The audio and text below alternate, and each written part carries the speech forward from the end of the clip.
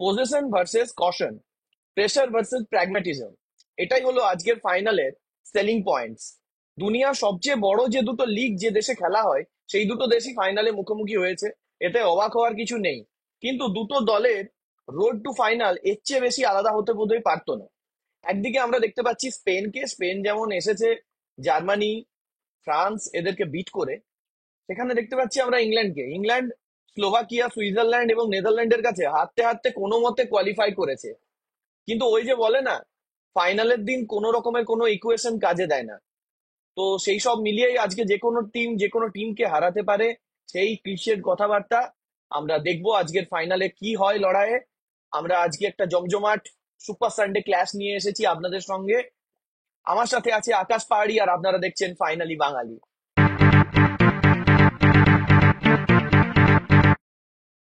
আকাশ পাহাড়ি, আমাদের সাথে আছো, তুমি বলো আজকে তাহলে আমাদের স্পেনের একটু প্রিভিউটা দেওয়া যাক। স্পেন 11 কিরকম হতে পারে, প্রিভিউ কি বলবি স্পেন নিয়ে? স্পেন অ্যাকচুয়ালি যেটা সব থেকে ইম্পর্টেন্ট জিনিস, সেটা আমি প্রথমে ম্যানেজারের দিকে আসি। তো স্পেনের যে ম্যানেজার লুই দে লা ফুয়েন্টে, অ্যাকচুয়ালি এই স্কোয়াডের অনেকজন প্লেয়ার আছে যাদের সাথে ও আন্ডার 19 ইউরো চ্যাম্পিয়নশিপ থেকে কাজ করে আসছে। অ্যাকচুয়ালি এই ম্যানেজার আন্ডার 19 ইউরো চ্যাম্পিয়ন করেছে স্পেনকে, আন্ডার 21 চ্যাম্পিয়ন করেছে, তারপর ওদের সাথে অলিম্পিকে খেলতে গেছে। নাম বলতে গেলে যেখানে ড্যানি অলমো, যে এখনো অব্দি এই ইউরো চ্যাম্পিয়নশিপের leading goal scorer with Harry Kane, সেই ড্যানি অলমো, ওদের গোলকিপার উনাই সিমন, এবং ওদের আরেকজন গোল করেছিল in the second knock out match against Germany. Ah, ওই ফরওয়ার্ড ওর সাথেও কাজ করেছে বিভিন্ন এজ গ্রুপ লেভেলে। তো ওই স্কোয়াডের সাথে, এবং চেলসির মার্ক কুকুরেলেও ব্যাক লাইনে যে লেফট ব্যাকে খেলে, তো এই স্কোয়াডের সাথেও অনেকটা ওয়াকি বল ছিল যতক্ষণ ও স্পেনের ন্যাশনাল টিম এসছে তার আগেও। তো ওর ক্ষেত্রে কাজটা অনেকটা সহজ হয়েছে, ওর রেসিপিটা ইমপ্লিমেন্ট করা এই স্কোয়াডের ক্ষেত্রে। তো বেসিক্যালি আমরা দেখেছি স্পেন প্রায় গোটা টুর্নামেন্টটাই 4-3-3 ফরমেশনে খেলেছে, ফ্লুইড সিস্টেম, যেখানে রড্রি এবং ফ্যাবিয়ান রুইস ডাবল পিভেটে না খেলে ফ্যাবিয়ান রুইসকে যথেষ্ট সামনের দিকে খেলার মানে সুযোগ করে দিয়েছে। কারণ আমরা দেখেছি ম্যানচেস্টার সিটিতেও যখন রড্রি থাকে তখন ওদের খেলাটাই পুরোপুরি পাল্টে যায়। সেম জিনিসটা এখানেও রেপ্লিকেট হয়েছে। কিন্তু এটা কখনো অনেক সময় বলাই হয় না যে পেড্রি না থাকাটা হয়তো কখনো ব্লেসিং ইন ডিসগাইজ হতে পারে। স্পেন, বার্সেলোনা বা যে টিমেই ও খেলেছে তাদের হয়ে, কিন্তু এটা অ্যাকচুয়ালি হয়েছে এই ক্ষেত্রে। পেড্রি যখন থেকে গেছে স্পেন যেন একটা নতুন লিজ অফ লাইফ খুঁজে পেয়েছে ড্যানি অলবোর মাধ্যমে। সে গোল করা থেকে শুরু করে ক্রিয়েশন সবকিছুর দিক থেকে। তো ব্যাকলাইনে তো আই গেস শুধু ড্যানি কারবালের চেঞ্জটাই আমরা দেখতে পাচ্ছি আজকে। ড্যানি কারবাল আগের দিন সাসপেন্ডেড ছিলেন, ওনার জায়গায় হেসুস নাভাস খেলেছিলেন, এবং ওনার যা এজ এবং ওনার যা এখন টিমকে দেওয়ার মতো ক্যাপাবিলিটি আছে, আমার মনে হয় না ড্যানি কারবাল আরেকটা ম্যাচ ফাইনালের মতো ম্যাচে বেঞ্চে বসে থাকবেন, ওনাকে স্টেট ইন স্লট করা হবে। একটাই যেটা ভাববার বিষয় যে সেন্টার ব্যাকে কে খেলবে, কারণ বেশিরভাগ ম্যাচে আমরা দেখেছি রিয়াল সোসিয়েদাদের প্লেয়ার লে নরমান্ড ওখানে খেলেছিল আমাদের ল্যাপোর্টের সাথে। কিন্তু আমরা মেবি দেখতে পারি ফাইনালে নাচোকে, সেমিফাইনালে নাচো স্টার্ট করেছিল কারণ লে নরম্যান্ড তখন সাসপেন্ডেড ছিল। কিন্তু নাচোর যা এক্সপিরিয়েন্স রিয়াল মাদ্রিদের সাথে এবং ইউরোপিয়ান ফুটবলের টপ লেভেলে ফাইনাল ম্যাচের যা experience, recently champions league winner, তো আমরা দেখতে পারি নাচোকে স্টার্ট করতে এই ম্যাচটা। আর বাদ বাকি ওই একটাই চেঞ্জ। তাছাড়া ফ্রন্ট লাইনে যদি আমরা আসি, সেক্ষেত্রে আমরা দেখতে পারি নাম্বার 9-এর, টিপিক্যাল নাম্বার 9-এর, যেটা আমরা আগেও দেখেছি স্পেনের ক্ষেত্রে যখন ওরা 2008 থেকে 2012 অব্দি সমস্ত চ্যাম্পিয়নশিপ জিতেছিল, দাভিদ ভিয়া লাইনকে লিড করতো। আমরা সবাই জানি মোরাতার কাছে সেরকম সিমিলার ট্রেড তো নেই, কিন্তু মোরাতা নিজের ক্যাপাবিলিটির মধ্যে বা নিজের কনস্ট্যান্টের মধ্যে থেকে ও কিন্তু যথেষ্ট ভালো ফুটবল খেলছে। তো সেটা ও নিচে ড্রপ ইন করে বাকিদেরকে অ্যালাউ করছে উপরে ওঠার জন্য। দুটো উইঙ্গার যারা 21 বছর বয়সী, আমাদের নিকো উইলিয়ামস যে অ্যাথলেটিক ক্লাবে খেলে, এবং ল্যামিন ইয়ামাল, আমরা জানি বার্সেলোনা লা মাসিয়া থেকে উঠে আসা একজন তরুণ ট্যালেন্ট। অ্যাসিস্টও 3টে অলরেডি করে ফেলেছে, ওয়ান্ডার গোল করেছে সেমিফাইনালে। তো ওর কনফিডেন্স তো স্কাই লেভেলে থাকবেই। তো স্পেনের অ্যাটাক নিয়ে চিন্তাটা খুবই কম। আরে minor issue I would say that পুরো টুর্নামেন্ট জুড়ে ওরা যেটা আমার মনে হয় এখনো অব্দি ফেস করেনি apart from the Germany game, সেটা হচ্ছে যে বেঞ্চ থেকে সেরকম fire power. Apart from Ferran Torres actually স্পেনের হয়ে ভালো খেলে, কিন্তু আমরা যদি ওর ট্র্যাক রেকর্ড দেখি for Barcelona and the clubs he has played for, ও সবসময় যে ওর উপর বাজি রাখা যাবে বা ও সবসময় যে লাইন ব্রেক করে কিছু করতে পারবে এক্সট্রাঅর্ডিনারি, সেটা আমরা স্পেনের ক্ষেত্রে আমরা দেখেছি, কিন্তু ক্লাব ক্লাব লেভেলে অতটা দেখিনি। তো ফেরান টোরেসকে বাদ দিলে আর বেঞ্চ থেকে কিরকম কি ইয়ে থাকবে আমার সে বিষয়ে একটু চিন্তা আছে। কারণ আমরা সবাই জানি ইংল্যান্ড কি হারে হারাম বল খেলছে এই গোটা টুর্নামেন্টে। তো ওরা যদি পুরো মানে একদম ডিফেন্সিভলি চলে যায়, যেটা I am sure they will, তো নীল নীল থেকে যদি ওদেরকে বেঞ্চ থেকে কোনো মানে প্লেয়ার আনতে হয় তো কাউন্টার পাঞ্চ, সেক্ষেত্রেই আমার একটু মাইন্ডের ইস্যু লাগছে। বাদ বাকি Spain is ready to go and win the trophy. কি ধরনের ট্যাকটিক্স দেখতে পাবো আমরা আজকে স্পেনের কাছ থেকে, কি মনে হচ্ছে? দেখো, ইংল্যান্ডের যা ট্যাকটিক্যাল সেফ থাকবে সেটা মোরলেস ক্রোয়েশিয়া রেখেছিল প্রথম ম্যাচে স্পেনের এগেনস্টে, ব্যাক থ্রি। তো সেক্ষেত্রে গুয়ার্দিওলকে ওরা ইয়ামালকে ট্যাকেল করার জন্য রেখেছিল, যেটাতে ও একদমই আনসাকসেসফুল হয়েছিল। আমরা সবাই ভেবেছিলাম একটা, despite Yamal being only 16 at that time, যে একটা দ্বৈরথ আমরা টাসেল দেখতে পাবো, কিন্তু এখন কমপ্লিটলি 17। আউটপ্লেড করেছিল গুয়ার্দিওলকে। মানে সেই জায়গা থেকে আমরা বুঝতে পেরেছিলাম না, Yamal is a serious talent. তো সেক্ষেত্রে আজকে লেফট সেন্টার ব্যাকে আমরা গুয়েইকে দেখতে পারবো, যে ক্রিস্টাল প্যালেসে খেলে, চেলসি থেকে গেছে ওখানে। মার্ক গুয়েই ভালো টুর্নামেন্ট গেছে, সেই ফাইনালে আনফরচুনেটলি সাসপেন্ডেড ছিল কার্ড কার্ড ইস্যুতে, ও ফাইনালে ঢুকবে টিম। এবং ট্রিপিয়ারকে দেখতে পাবো লেফট উইং ব্যাক খেলতে। তো আমার মনে হয় না ওটা খুব ইস্যু হবে আমাদের ক্ষেত্রে। তো সেমই সেফ থাকবে, 4-3-3 থাকবে। আমার মনে হয় না যে ফ্রান্সের ম্যাচের জন্য যে টুইক করেছিল ওটা এই ম্যাচে, 4-3-3 থাকবে। এবং ফ্যাবিয়ান রুইস, আমাকে যদি কেউ জিজ্ঞেস করে, আমার মনে হয় যে এই টুর্নামেন্টের বেস্ট মিডফিল্ডার বা বেস্ট প্লেয়ারও বলা যেতে পারে। তো ফ্যাবিয়ান রুইজ এরও যদি খুব ভালো ম্যাচ হয়, তাহলে আমি সেভাবে দেখছি না স্পেনকে আসলে খুব একটা প্রবলেমের মধ্যে পড়তে, কারণ ওদের যে ফ্লুইড ফুটবল গোটা টুর্নামেন্ট জুড়ে এগেনস্ট ভেরিয়াস অপোজিশনস দেখেছি, ভেরিয়াস ট্যাকটিক্যালস, মানে সেটা তুমি ইটালিকে দেখতে পারো বা জার্মানির ক্ষেত্রেও, যেখানে ওদের অ্যাসিড টেস্ট ছিল কিন্তু অ্যাকচুয়ালি জার্মানি, কিন্তু ওটাও ওরা মোটামুটি ঠিকঠাক ভাবেই পেরিয়ে গেছে। আমার মনে হয় না কোনো রকম কোনো সমস্যা হবে। 4-3-3 থাকবে, ফ্লুইড সিস্টেম, এমনিতেই প্রেসিং করছে আনলাইক স্পেন, যথেষ্ট বেশি উপরে উঠে। মানে আমরা সেই একদম এখন শুধু সেই টিকি টাকা ফুটবল যেটা দেখে অভ্যস্ত হয়েছি ছোটবেলা থেকে, সেটা খুব একটা বেশি দেখতে পাচ্ছি না ঠিকই, কিন্তু এটা অ্যাকচুয়ালি ওদের পরেই কাজে লাগবে, আই হোপ। আচ্ছা, এবার আমরা ইংল্যান্ডের ব্যাপারটাই যদি আসি, ইংল্যান্ডের স্পেন নিয়ে যেমন এত কিছু বলার আছে, ইংল্যান্ড নিয়ে যেগুলো বলার সেগুলো এই ধরনের কথা না, কনভারসেশনটা পুরো আলাদা। গ্যারেথ সাউথগেট এক্সট্রিমলি বোরিং একটা প্র্যাগম্যাটিস্ট অ্যাটিটিউড নিয়ে চলে। কেন চলে ও জানে আর ভগবান জানে, আমরা জানি না, কিন্তু ও চলে। ঠিক আছে, ব্যাপারটা অনেকে বলে যে ডিম আগে না মুরগি আগে, ঠিক আছে। তো কেউ কেউ বলে যে মানে সাউথ গেটের জন্য ইংল্যান্ড এত সফল নাকি, অন্যরা ঘুরিয়ে যেটা বলে যে সাউথ গেট আছে বলে ইংল্যান্ড বাপের গেলে চ্যাম্পিয়ন হতে পারছে না। ঠিক আছে, জিনিসটা এই দুটোর মধ্যে সবসময় একটা টানাপোড়েন চলছে, কিন্তু যারা ফুটবল একটুও বোঝে তারা আই থিঙ্ক ক্লিয়ারলি দেখতে পায় যে Gareth Southgate as a manager, মানে হি ওয়াজ বিলো অ্যাভারেজ বললে ওকে প্রেজ করা হচ্ছে। এবং সেখান থেকে ও যখন ইংল্যান্ডে হয়, হ্যাঁ, আমি দেখলাম কিছুদিন আগে ফেসবুকে একজন বোদ্ধা দেখলাম যে বসে বসে ও স্ট্যাট গুলো পড়ছে, আর ঝাপাঝপ ঝাপাঝপ প্রচুর, 60%, 70% উইন রেট, এই ওই অমুক তসুক, খুব সুন্দর ব্যাপার। কিন্তু ওই যে বলে না যে স্কোর কার্ডটা হচ্ছে গাধা, ঠিক আছে। তো সেই রকম জিনিস গ্যারেথ সাউথগেটের যদি দেখতে হয়, তাহলে আমাদের ভালো করে দেখতে হবে যে ও টপ টিমের এগেনস্টে কি করে। এন্ড দেখা যাবে কনস্ট্যান্ট, ধারাবাহিক ভাবে, একচ্ছত্র ভাবে এগেছে, পাতিয়ে গেছে। আর কোনো ওর কোনো ট্যাকটিক কিছু নেই। ও চিরকাল একটা উইক পয়েন্ট, কোনো উইক টিমের এগেনস্টে পড়লো, শুরুতে একটা গোল করে দিল, ছটা ডিফেন্ডার নামিয়ে দিল, এই সব করে জিতে জিতে জিতে জিতে যাচ্ছে। এবারের ইউরো শুরুতেও আমরা দেখেছিলাম একখানা অদ্ভুত টাইপের ইয়ে করেছিল, যেখানে কবি মাইনুর মতো প্লেয়ার আছে যাকে এক তো আনতেই খুঁজছিল না, তাকে নিয়ে আসতে রীতিমতো বাধ্য হলো, ওর গলায় ঠেলে ঢোকানো হলো যে যা একে নিয়ে যান, হলে যেতে দেবো না, এরকম পরিস্থিতি হলো যখন তাকে নিয়ে এলো। এবং তাকে স্টার্ট করালো না, ঠিক আছে, ভালো কথা, বাচ্চা ছেলে স্টার্ট করবে না, ঠিক আছে। কাকে দিয়ে স্টার্ট করাবে? Trent Alexander Arnold. Are you fucking kidding me or what, জানি না, যাই হোক। তো ঠিক আছে, খুব ফ্রাস্ট্রেটিং ইংল্যান্ডের খেলা দেখা, মানে ধৈর্যের 12টা বেজে যায়। তো সেই নিয়ে বসে দেখতে হয় আমাদের এবার। তারপর যে মুহূর্ত থেকে কবি মেনুকে স্টার্ট করা শুরু করলো, he has been by some distance their best player. অসাধারণ অসাধারণ খেলছে, আরে এই ছেলেটা একটা আলাদাই ব্যাপার আছে। যাই হোক, তো যদি টুর্নামেন্টের প্রথম থেকে ওই যে মাইনু, ডেকলান রাইস আর ইয়ে বেলিংহামের কম্বিনেশনটা আমরা দেখতে পেতাম, আই হোপ যে এতদিনে ইংল্যান্ডের খেলায় একটা রিদম আসতো, যেটা এখনো আসেনি। হ্যাঁ, কিন্তু তারপরেও ইংল্যান্ডের ওদের মানে কি বলবো, ওদের যে সেট আপটা, ওদের মেন প্রবলেম কিন্তু অ্যাকচুয়ালি হচ্ছে হ্যারি কেনকে নিয়ে। হ্যারি কেন অসাধারণ প্লেয়ার, দুর্দান্ত, বাট যে কোনো কারণেই, হ্যাঁ মানে যে কারণেই হোক ওর জার্মানি খেলে খেলে বোর হয়ে গেছে না কি আমি জানি না, জার্মানির টেনিস মাটিতে। প্রেস তো বলছে ও ওর যে ম্যাচ কারণেই ফিটনেস হোক, ম্যাচ সাফনেস অনেক কম আগের থেকে। ও মাল ভালো করে দৌড়বে না, ও ভালো করে ফিনিশ করবে না, যাই হোক একটা কেমন গাছাড়া অ্যাটিটিউড। সেখানে এদের বসে আছে অলি ওয়াটকিন্স, হ্যাঁ, আইভেন তারপর টোনি। ওদিকে হ্যাঁ, টনি তো এত ঠান্ডা মাথার প্লেয়ার, যাই হোক অসাধারণ পেনাল্টিটা নিয়েছিল। আর সঙ্গে বসে আছে কে, কোল পামার। হ্যাঁ, কোল পামার লিটারেলি মানে premier league player of the এবারে সিজন। হ্যাঁ, গোল আর অ্যাসিস্ট মিলিয়ে সবচেয়ে বেশি ওর ইংলিশ প্রিমিয়ার লিগে। This is not a joke. ছেলেটাকে প্রথম দু তিনটা ম্যাচে তো বোধহয় 1 মিনিট না 2 মিনিট খেলিয়েছিল এমনি কিছু।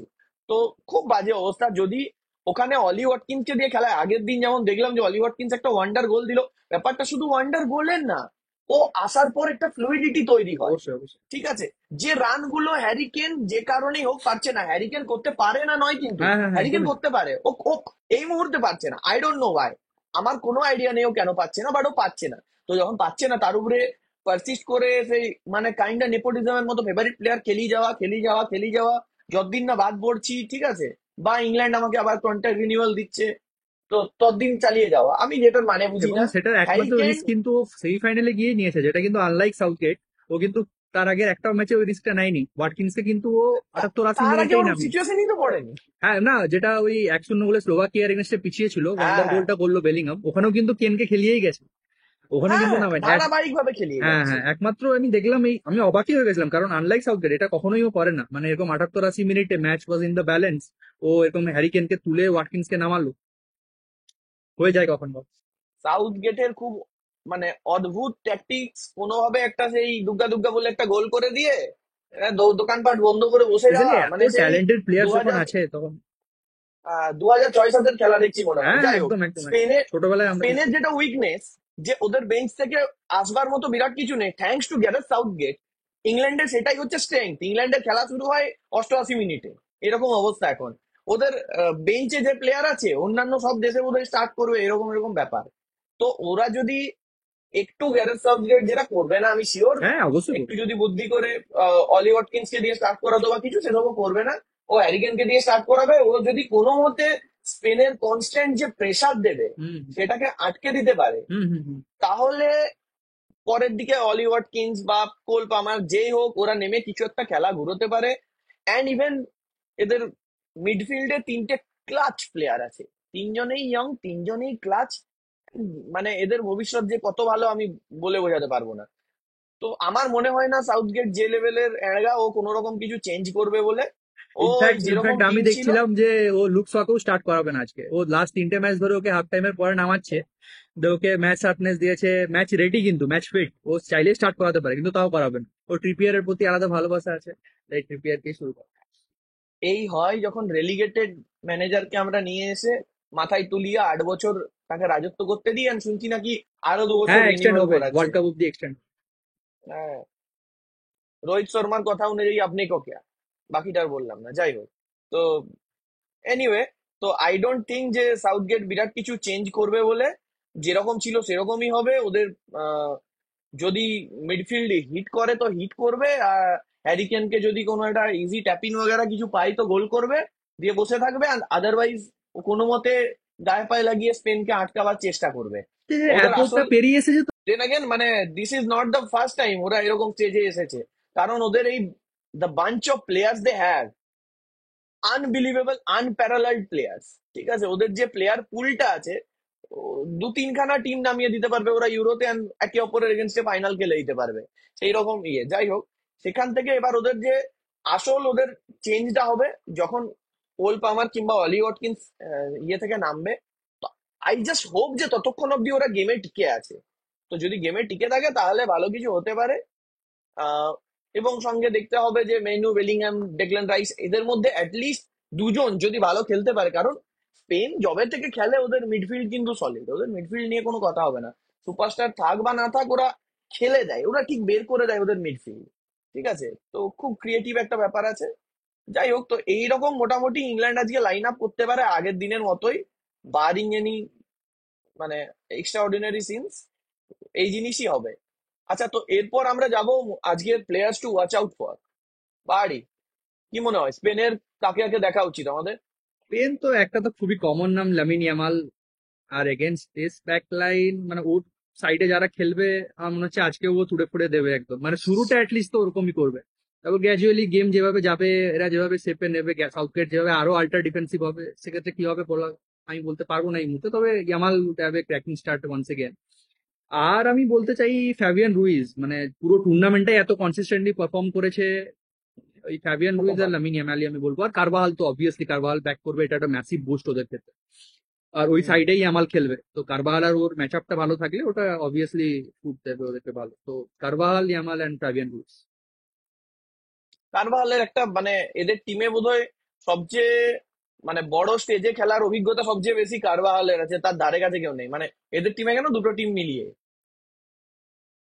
তো ইংল্যান্ড সেখানে, ইংল্যান্ডের বলতে গেলে প্লেয়ারের অভাব নেই, কিন্তু অ্যাজ এ টিম যদি ওরা খেলতে পারে তাহলে ওদের কিন্তু ক্লাচ প্লেয়ারের অভাব নেই, ওদের অনেকগুলো আছে। বেলিংহামকে দেখেছি আমরা, আগে অনেক জায়গায় ভালো ভালো মুহূর্তে গোল করেছে, কিন্তু বেলিংহামের একটা ইয়ে আছে যে সেমিফাইনাল ফাইনাল এইরকম স্টেজে ওর রেকর্ডটা আরেকটু বেটার হতে পারে। ওর যে ক্লাস, যে জায়গায় খেলে ছেলেটা, যে ধারাবাহিকতা নিয়ে খেলে, ও নিজেকে প্রুভ করতে চাইবে আজকে। সঙ্গে আমি বলবো ইংল্যান্ডের ক্ষেত্রে অবশ্যই মেনু একটা মানে রীতিমতো প্লেয়ার টু ওয়াচ। এই ছেলেটা, এর জন্য রয় কিন বলছে যে 18 বছরের কবি মেনু আর 18 বছরের আমার মধ্যে ডিফারেন্স এটাই ছিল যে ও এখন যেটা করছে সেটা শিখতে আমার বছর 5 লেগে গিয়েছিল আরো। তো মানে হ্যাঁ, পল স্কোলসও বলেছে, সিডর্ফ বলেছে নিচে যে আমার মতো খেলে ছেলেটা, আনবিলিভেবল। এই ধরনের ইয়ে আমি শুনি না। এটা মোটেই হাইপ ট্রেন্ড না, যারা খেলা একটুও দেখে তারা বুঝতে পারে যে ও যে জিনিসগুলো টাইট স্পেসে যেটা করে। আমার ধারণা যে স্পেনের প্রেসটাকে যদি ব্রেক করতে হয়, ওই রকম একটা প্রেস রেজিস্ট্যান্ট প্লেয়ার দরকার, যাকে 3টে 4টে প্লেয়ার দিয়ে ঘিরে দিলেও ও just the way he carries himself, খুব ক্যাজুয়ালি বলটা বের করে দেবে। মাঝে মধ্যে দেখছি এখন একটা দুটো ফ্লিক টিকও মারছে। সো হি ইজ কামিং, মানে হ্যাঁ, খুব কনফিডেন্স ওর বাড়ছে এখানে।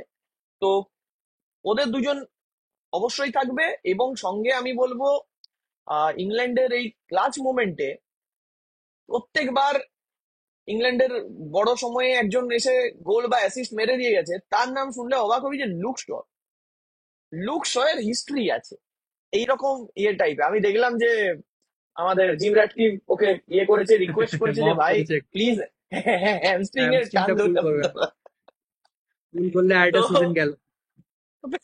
প্রার্থনা আমাদেরও থাকবে, লুক শয়ের উপর নজর রাখতে হবে। আর সঙ্গে যদি সাবস্টিটিউট হিসেবে ইনাফ টাইম পাই তাহলে অলি Watkins, watch out for his runs, the runs he keeps on making. অসাধারণ। ওই 3টে মিডফিল্ডারে একজন না একজন ওকে খুঁজে বের করবেই অ্যাট তবে সাম একটা পয়েন্ট। কিন্তু বেশ ইন্টারেস্টিং জিনিস, সবাই কোনো না কোনো ভাবে একটু হলেও কন্ট্রিবিউট করেছে, কিন্তু একটা খুবই শকিং জিনিস, এতগুলো ম্যাচ স্টার্ট করার পরেও ফিল ফোডেন, আর্গুয়েবলি দের হ্যাঁ, বেস্ট মিডফিল্ডার, মানে অ্যাটাকিং মিডফিল্ডার, সে কিন্তু এখনো চুপ। তো ফাইনালে যদি কিছু করতে পারে, আই থিঙ্ক আমার মনে হয় কোথাও না কোথাও ফিল ফোডেনের প্রুভ করার মতো অনেক কিছু বাকি আছে এখন, কারণ ও যে হাইপটা নিয়ে ইউরোতে এসেছিল, পসিবল ব্যালেন্ডিয়ার যে কন্টেন্ডার অ্যাজ মানে উইথ বেলিংহাম।